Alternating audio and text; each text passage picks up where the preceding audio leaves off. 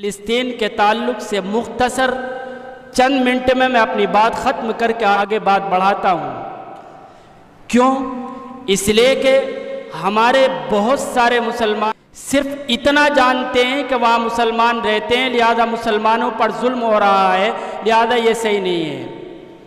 اس سے آگے کی بات نہیں جانتے ہیں۔ میں اس کو مختصر طور پر بتلانا چاہتا ہوں۔ کیوں بتلانا چاہتا ہوں اس کو بھی میں واضح کر دوں۔ ابھی 2-3 روز پہلے ایک جگہ احتجاج نکل رہا تھا فلسطین کی حمایت میں، ہندوستان کے اندر ہی۔ ان سے جب انٹرویو لیا گیا نوجوانوں سے، مسلمان نوجوان تھے الحمدللہ، لیکن جب ان سے میڈیا والوں نے پوچھا کہ آپ فلسطین کی حمایت کیوں کر رہے ہیں، جبکہ ہمارے پردھان منتری جی تو اسرائیل کی حمایت کر رہے ہیں اور تم فلسطین کی حمایت کیوں کر رہے ہو، تو اس مسلم نوجوان نے یہ کہا فلسطین کی جو غزہ پٹی ہے اس پر اسرائیل نے قبضہ کر لیا ہے، لہذا ان پر ظلم ہوا ہے، لہذا ہم ظلم کے خلاف آواز اٹھا رہے ہیں۔ تو یہاں رک کر مسلمانوں کو یہ سمجھنا چاہیے کہ بیت المقدس سے ہمارا ایمانی تعلق ہے۔ ایمانی تعلق کیا ہے؟ حضرت ابو ذر غفاری رضی اللہ تعالی عنہ کی روایت ہے، صحیح بخاری کے اندر روایت بیان کی گئی ہے، جب حضور صلی اللہ تعالی علیہ وسلم سے پوچھا گیا کہ اس دھرتی پر سب سے پہلی مسجد کون سی تعمیر کی گئی، تو حضور نے بیان کیا کہ مسجد الحرام تعمیر کی گئی۔ حضرت ابو ذر غفاری رضی اللہ تعالی عنہ نے پھر سوال کیا کہ پھر دوسرے نمبر پر کون سی مسجد تعمیر کی گئی اس زمین پر، تو حضور صلی اللہ تعالی علیہ وسلم نے ارشاد فرمایا کہ بیت المقدس یعنی فلسطین کے اندر جو مسجد اقصیٰ ہے وہ دوسرے نمبر پر اس دھرتی پر تعمیر کی گئی ہے۔ یہ ہمارا ایمانی تعلق ہے۔ اور اس سے آگے مسلم اور بخاری کے اندر روایت بیان کی گئی ہے، حضرت براء ابن عازب رضی اللہ تعالیٰ عنہ بیان کرتے ہیں کہ ہم نے رسول اللہ صلی اللہ علیہ وسلم کے ساتھ 16 یا 17 مہینے تک بیت المقدس کی طرف رک کر کے نماز پڑھی ہے۔ تو اس کا مطلب کیا ہوا کہ ہمارا سب سے پہلا قبلہ مسجد اقصیٰ ہے۔ ادھر رک کر کے 16 یا 17 مہینے حضور صلی اللہ تعالی علیہ وسلم نے صحابہ اکرام کے ساتھ مل کر نماز پڑھی ہے۔ آپ جانتے ہیں خانہ کعبہ کی ہمارے دلوں کے اندر کتنی عظمت ہے، لہذا خانہ کعبہ سے پہلے ہم نے رخ کر کے مسجد اقصیٰ کی طرف نماز پڑھی ہے۔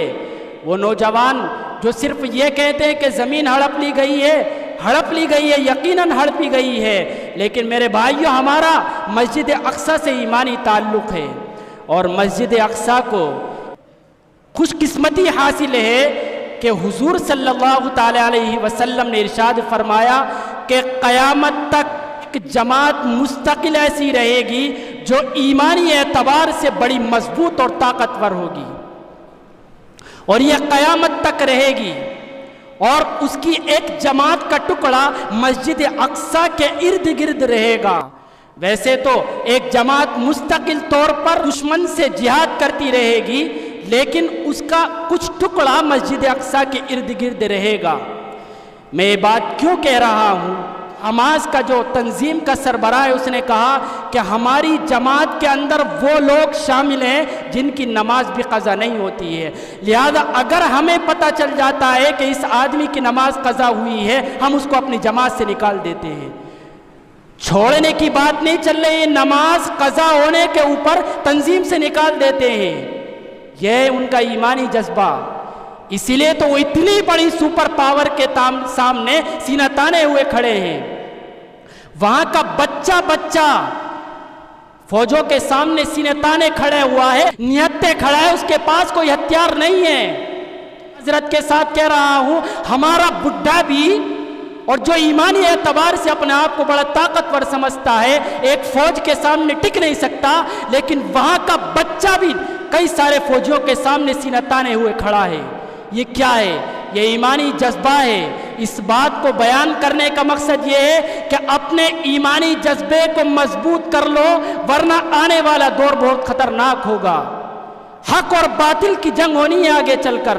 اور یہاں رک کر ایک بات اور واضح کر دوں، اب بیچ کے لوگ نہیں رہیں گے، اب تو چھٹان کا معاملہ چل رہا ہے، یا تو پختہ ایمان والا ہوگا یا پھر کافروں کی فہرست میں چلا جائے گا۔ کیوں؟ اس لیے کہ آپ حضرات سنتے ہیں اور بار بار آپ نے سنا ہوگا کہ حضرت عیسیٰ علیہ السلام کا زمانہ اور حضرت مہدی کا زمانہ بالکل قریب ہے۔ بہت سے لوگ دعویٰ کرتے ہیں کہ 2030 تک ان کا ظہور ہو جائے گا، لیکن یہ غیب کی خبر ہے، ہمیں معلوم نہیں ہے کب ان کا ظہور ہوگا۔ حضرت مہدی کا ظہور ہوگا اور حضرت عیسیٰ علیہ السلام آسمان سے آئیں گے۔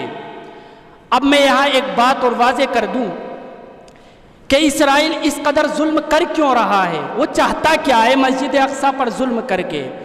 اصل میں اس کا دعویٰ یہ ہے کہ جو مسجد اقصیٰ تعمیر کی گئی ہے، یہاں پر ہمارا ایک ٹیمپل تھا، اس پر یہ مسجد اقصیٰ تعمیر کی گئی ہے، لہذا یہاں ہمارا حق ہے کہ ہم یہاں آئیں اور اپنا تھرڈ ٹیمپل بنائیں۔ اور یہ تھرڈ ٹیمپل کس کے لیے بنایا جائے گا؟ وہ مسیحا کی تلاش میں ہیں، وہ مسیحا کی انتظار میں ہیں کہ مسیحا آئے گا اور تمام دنیا کے اندر تمام لوگوں کو قتل کر دے گا، صرف ہم لوگ باقی رہیں گے۔ وہ مسیحا کون ہوگا؟ وہ کانا دجال ہوگا۔ وہ اس کی انتظار میں اور یہ تھرڈ ٹیمپل بنائیں گے۔